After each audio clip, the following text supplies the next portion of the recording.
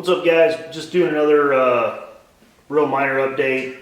It's middle of February right now, and I got a bunch of metal work to do while I'm waiting on some parts. I've had some paints and stuff come in to help me, rust proof the bottom and everything, and get this area here kind of cleaned up and rust proofed as well, because it's pretty bad. There's a lot of rust here.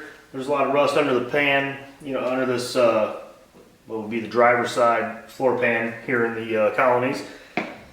And I got this one in, not super happy with it. I'll show you, I'll show you that in a minute.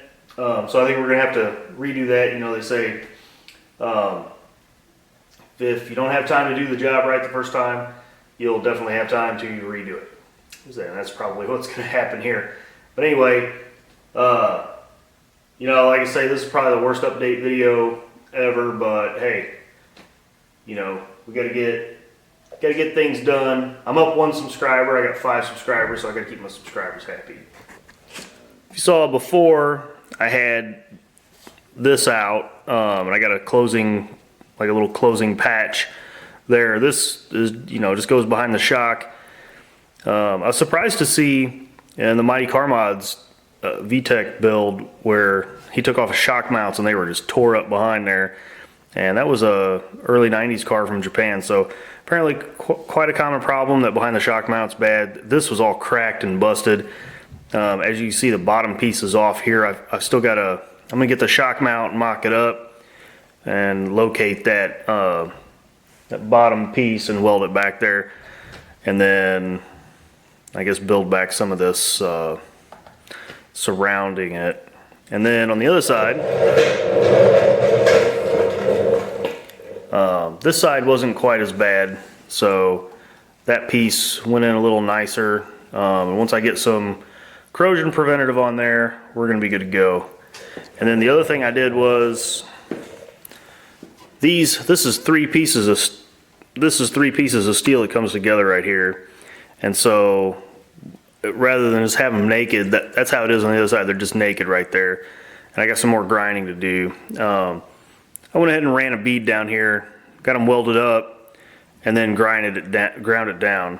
So I got a little bit of cleanup to do. You see I got some gaps here and here. So I want to get those welded in real nice and then ground away.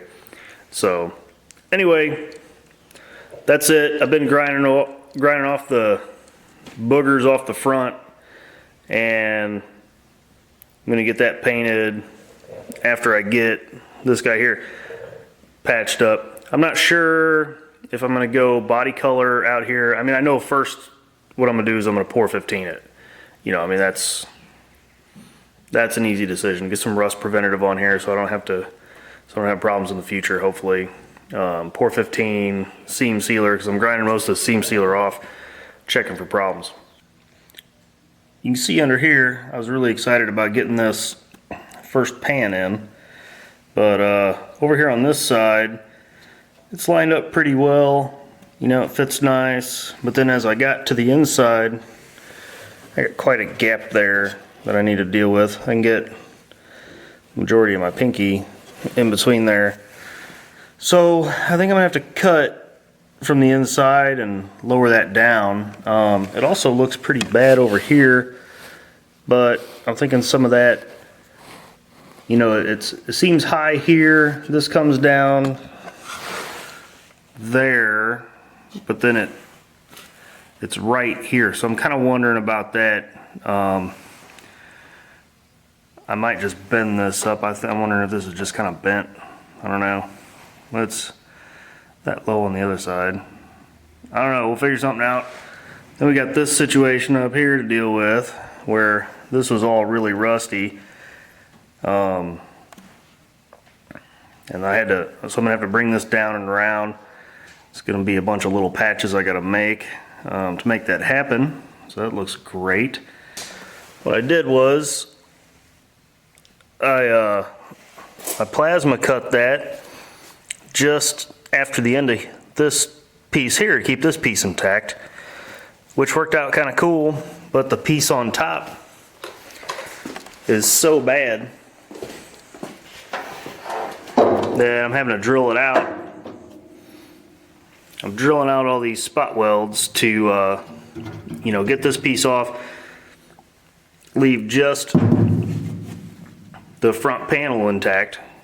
But then what I'm finding out is it's pretty rusty too, so I'll have to see. That's super thin after the rust is knocked off. I don't know if you can see on the ground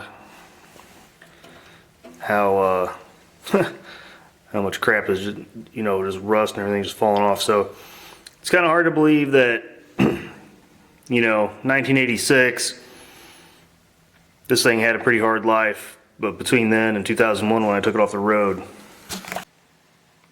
Alright, so here's a better look at it with that other piece off, which is right here. And as you can see, in between the two pieces of steel, it's looking pretty bad.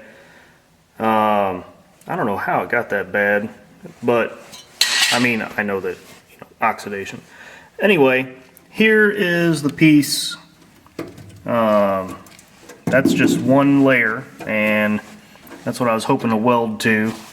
But we'll see. I gotta clean that off with a brush, and we'll check back in. I still got a bunch to do getting these, you know, getting this right. These pieces are not easy to get apart, so it's kind of a pain. All right, I'm gonna take a brush to it and see how it looks afterward.